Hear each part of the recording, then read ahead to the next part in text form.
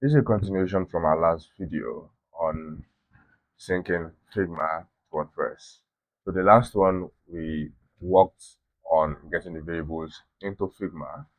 Now in this video we'll be moving it or showing how to sync it with WordPress. So without any too much talk, let's get right into it. So you have to go back to your core framework dashboard, open web app, then open the particular project you want to. So it will be this, my people. Then you go to manage project and you export. So I've already exported the project for now. Once you export, that's it to download it for you. Then you go to your website and you go to plugins, you add plugin, and you search for core framework.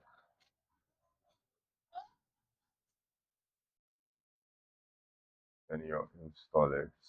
So there are basically two ways to use your framework inside of WordPress. And then you activate it. So once you've done activated, you see it here, you click here. Whichever one you want, because you're not actually using your of this, so I'll just say create empty and continue.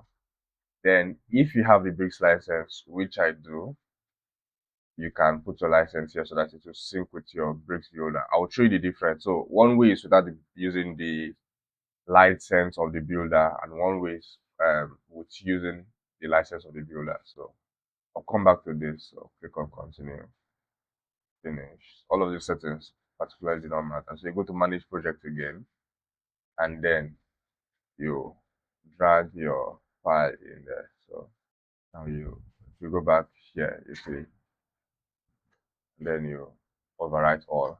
Now it has imported everything. So if you go back now, you'll see same as you had there, and click on save changes. Once done and you save changes, you go to preferences. Sorry, you go to preview CSS, and then you copy the CSS from here. Once done, you go to breaks, you go to setting, go to custom code. You come to where you have custom CSS and you paste the whole CSS in here. So once you've done that, click on save settings, and then let's go to an edit the page. So let's say a guide and edit with breaks.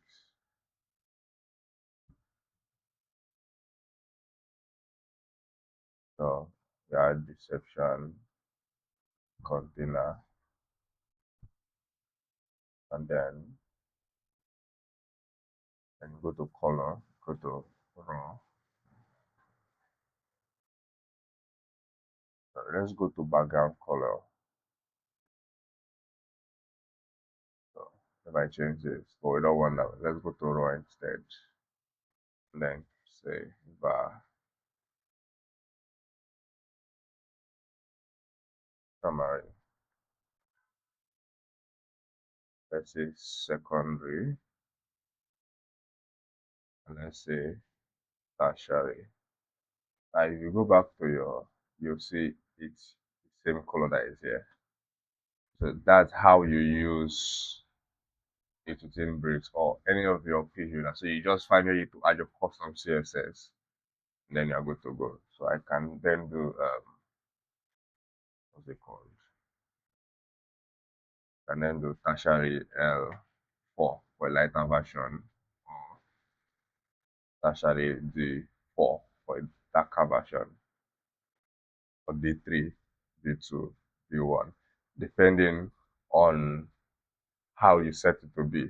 The other way we can use it is with the core framework license. So let's go back to, and then come to add-ons, come to bricks, and you paste the license. So I'm just going to get my license and paste it here.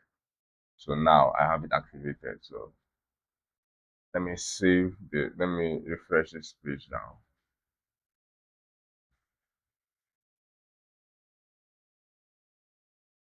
then sorry,